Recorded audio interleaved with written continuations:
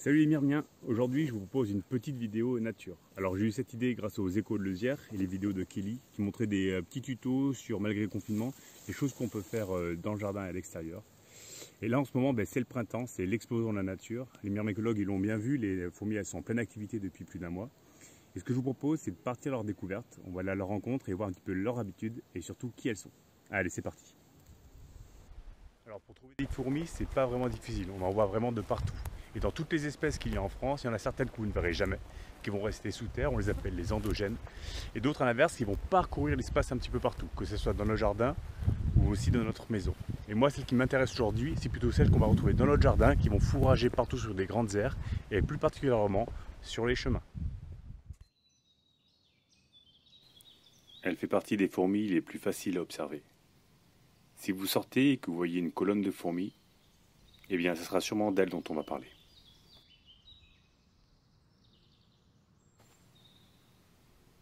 Lors de ce va-et-vient incessant de fourmis, elles vont petit à petit délivrer ce chemin. Et elles vont le rendre net. Et on va appeler ça du coup une autoroute à fourmis. Et ce que l'on peut déjà observer, c'est que plus les températures vont être hautes, et plus les fourmis vont utiliser cette autoroute. Mais elles l'utilisent pourquoi en fait ?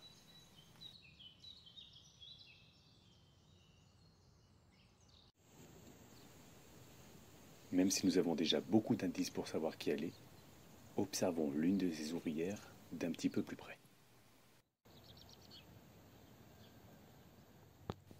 Si l'on se penche sur ce va-et-vient de fourmis, on peut observer que certaines d'entre elles transportent des graines.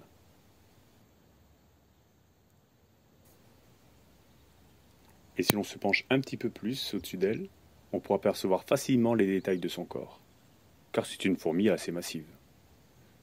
On peut donc voir sa tête, bien rectangulaire, grosse et légèrement striée. Juste après, son thorax, avec de chaque côté ses pattes, et au total ses 6 pattes, vu que c'est un insecte. Un petit peu après, on observe son abdomen, qu'on appelle aussi gastre. Et ce qui relie le gastre au thorax, c'est ce qu'on appelle le pétiole. Et là, sur cette fourmi, elle en a deux. Elle a un double pétiole. Et cette petite fourmi de couleur brun foncé, toute poilue, parcourant une autoroute de fourmis avec une graine entre ses mandibules, elle, on l'appelle la messore. Ici, dans le sud de la France, en tout cas chez moi en Cévennes, c'est la messore structor.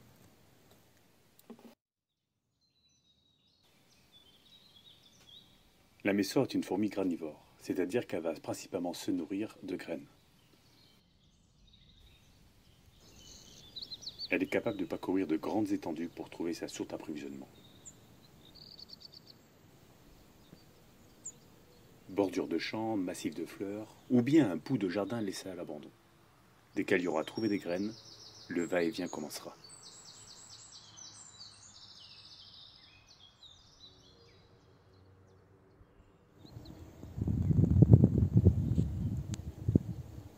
La messore sait se faire opportuniste. Et si elle trouve de la protéine, elle la récupérera. Ce n'est pas pour autant une chasseuse. Mais si sur son parcours, elle tombe sur un insecte en difficulté, ou un cadavre, ou les restes d'une mue, elle les ramassera pour la colonie.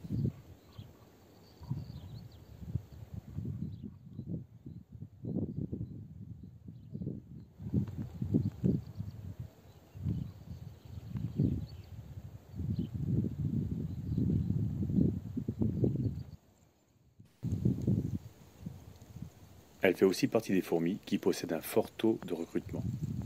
C'est-à-dire qu'elle sera rarement seule pour ramener de la nourriture au nid.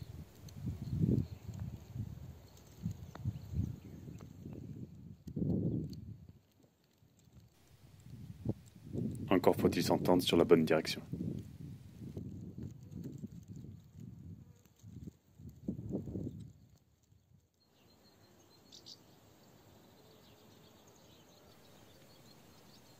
La messore fait aussi partie des fourmis qui vont rapidement nettoyer les restes de vos repas. Quelques miettes sur une terrasse, et les ouvrières se feront un plaisir de les récupérer pour la colonie.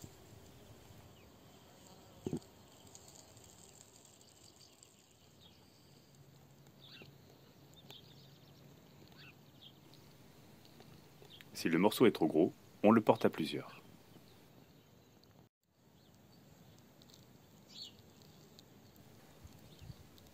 Les messors font partie des fourmis polymorphes, c'est-à-dire qu'il va y avoir plusieurs tailles, plusieurs castes au sein de la même espèce.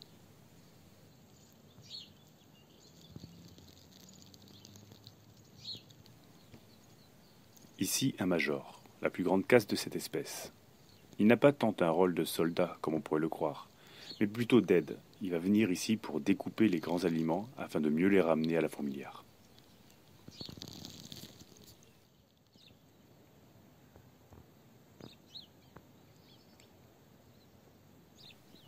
Sur cette séquence, on voit bien le double pétiole, qui donne un petit peu plus de souplesse à son gastre. Ça lui permet de venir caler l'aliment sous son corps, coincé par ses mandibules.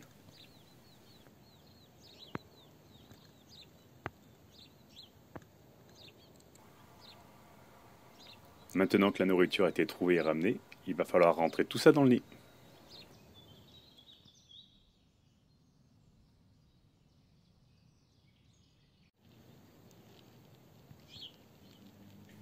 Une fois la nourriture trouvée, elle doit être rapidement ramenée au nid, car la messor n'est pas la seule sur le territoire. Ici, une Tetramorium, une espèce plus petite, mais plus agressive aussi, et elle n'hésitera pas à prendre sa part.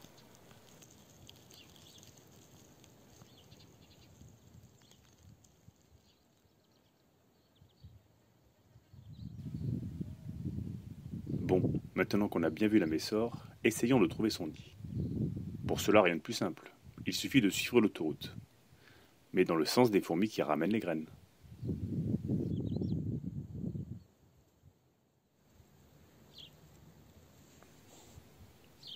Les nids des messors peuvent être variés, et leurs entrées très différentes. Ça peut être par exemple un simple trou dans un morceau de gazon.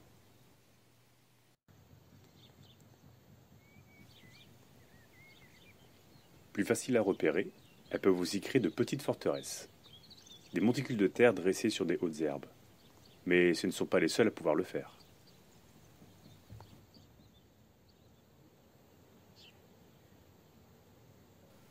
À l'entrée du nid règne toujours une grande agitation. Il y a beaucoup d'ouvrières, entre celles qui veulent rentrer pour déposer leurs graines et celles qui en sortent pour déposer leurs blocs de terre.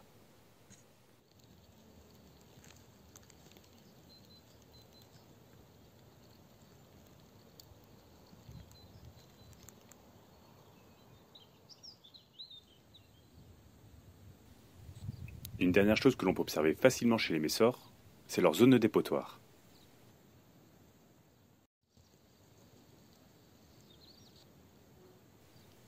C'est une zone qui se situe juste à côté de l'entrée de la fourmilière. Elles vont y entreposer tous leurs déchets, et principalement les enveloppes protectrices des graines. Celles-ci ne sont pas consommées.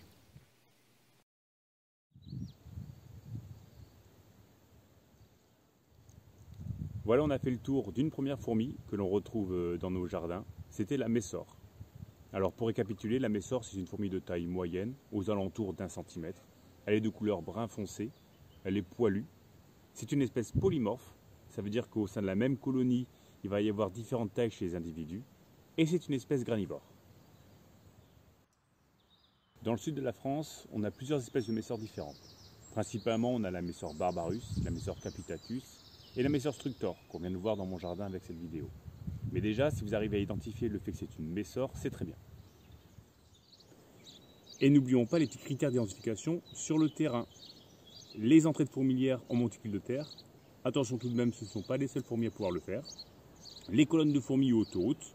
D'ailleurs, ce sont les messor barbarus qui font les plus impressionnantes. Et le fait qu'elles sont rarement seules sur un même territoire exploité. Voilà, j'espère que ça vous a plu et je vous donne rendez-vous pour une prochaine vidéo pour découvrir une autre fourmi de notre jardin. Au revoir.